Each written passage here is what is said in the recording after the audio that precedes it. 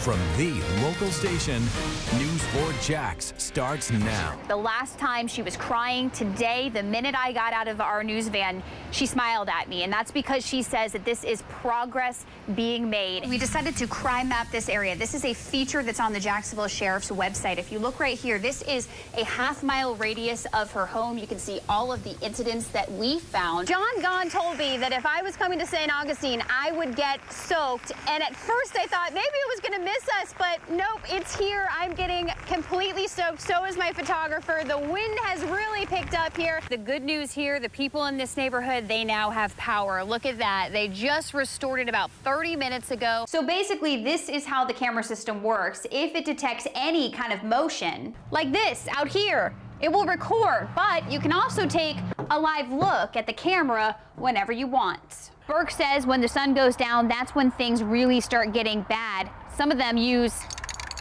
a spray can and they write curse words and racial slurs.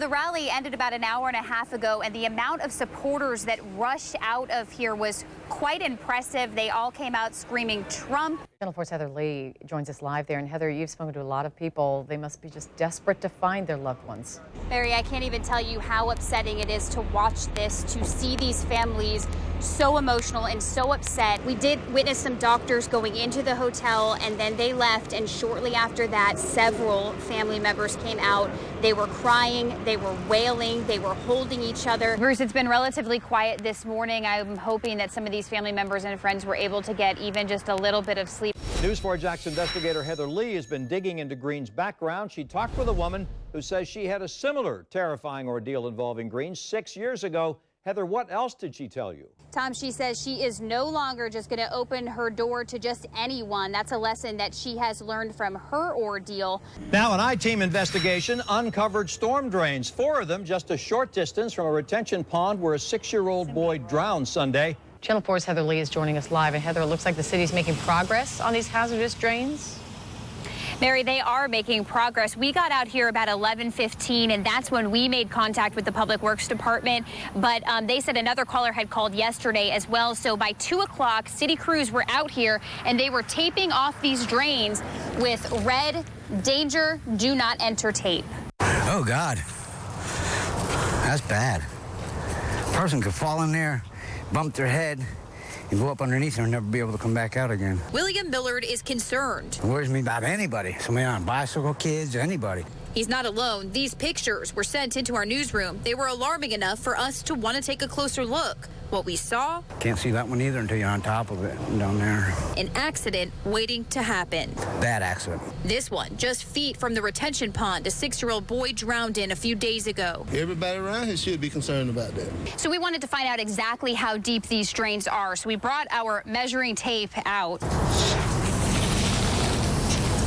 It hits the ground at about 11 feet. Channel 4's Heather Leigh is joining us in the studio with what she discovered. Heather. The city told us yesterday that it believes people are stealing them. We spoke with a man who works in scrap metal to find out why. Metal right now is anywhere from 2 cents a pound to 5 cents a pound.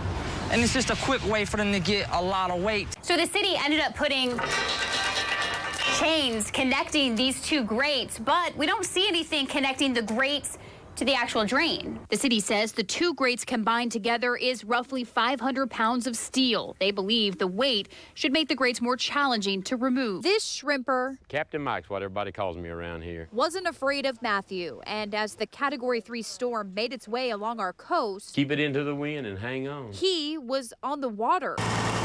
And I rode this boat from 1:30 in the afternoon till 3 o'clock in the morning. When I walked out at 1:30 in the afternoon, the water was right below my knees when I crawled on the boat. The video is proof. The dock was quickly swallowed by 4 to 5 foot swells. I lost my air conditioner. Water got over it and destroyed it. And like I said, I lost my walk-in cooler. Been doing it a long time. In the meantime, Mike Adams was pushing forward. There's a sailboat sitting up on the hill. He says if he had left his boat anchored, the dock and the boat would have seen worse damage. I've been called anything from Forrest Gump to crazy. Defiant or not, Adams did ride it out, but his son's boat didn't fare too well. So if that tree hadn't been there, you might have never found that boat. Well, if the tree hadn't hit the boat, it'd have never sunk. He does have an answer for everything. They were able to haul it out, change the oil, and get it running again. As for the nearby docks, Completely washed away. others still left standing. Got reeds still on it. It's unsafe to walk on. But the marina in Fernandina Beach, The marina is totally destroyed. It's tore up the floating docks, the walkways. It is unsafe. Adam says while it's the worst storm he's seen in a long time, the community is strong with helping hands to rebuild. It's part of the where I choose to live.